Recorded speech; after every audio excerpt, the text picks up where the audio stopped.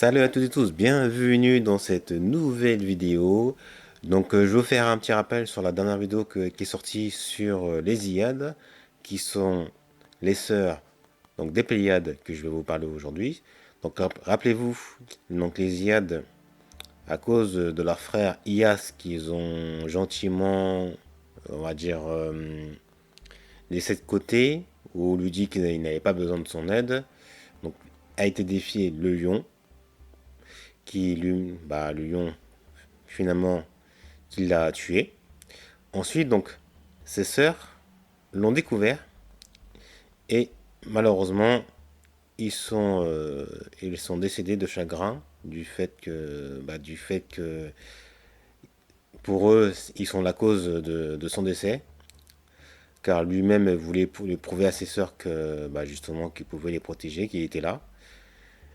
Et pour revenir à leurs sœurs les Pléiades, les Pléiades, il y a plusieurs sources de leur mythologie.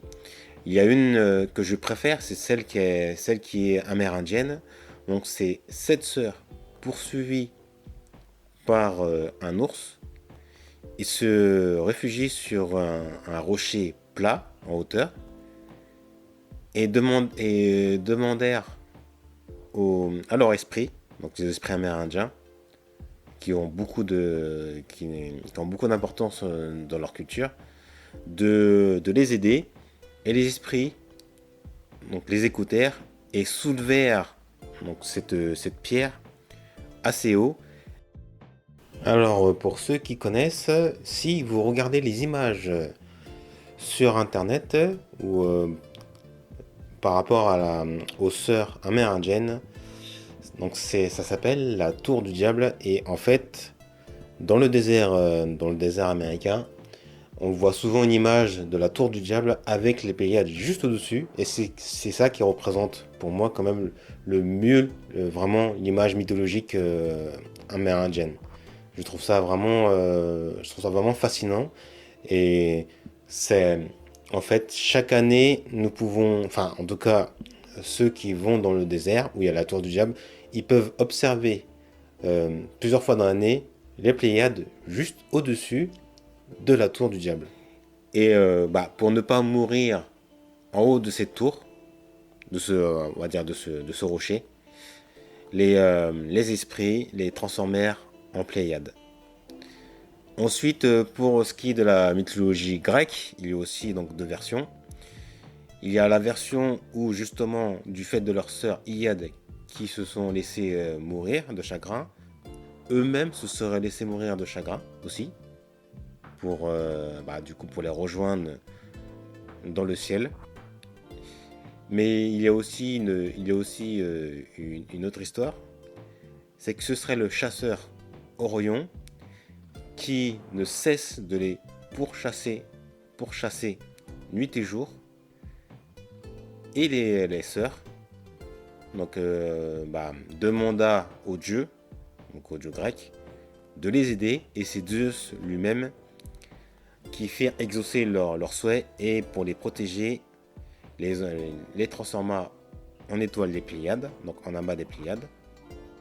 Mais quand Orion,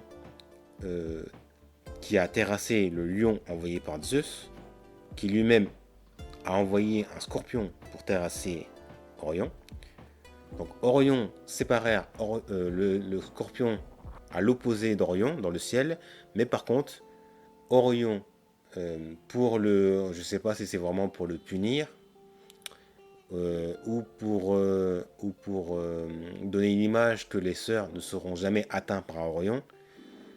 Quand on regarde le ciel, nous voyons Orion derrière les Pléiades, voulant toujours les pourchasser pendant l'éternité, mais figés dans le ciel. Et si vous regardez justement Orion et les Pléiades, ils sont côte à côte pour l'éternité.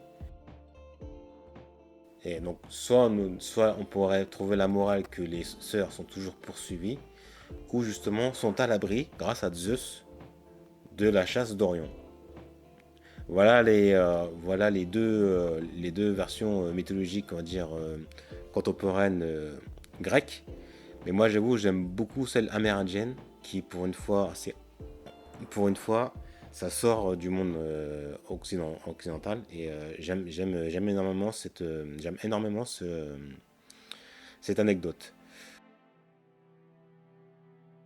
Donc l'amas des Pléiades, donc dans le catalogue Messier est donc classifié, catalogué M45.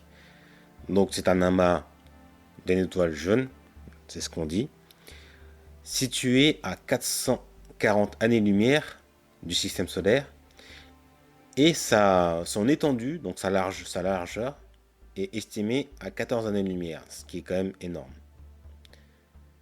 Donc voilà pour ces petits apartés, pour ajouter à ce que j'ai raconté dans la dernière vidéo pour les Iades.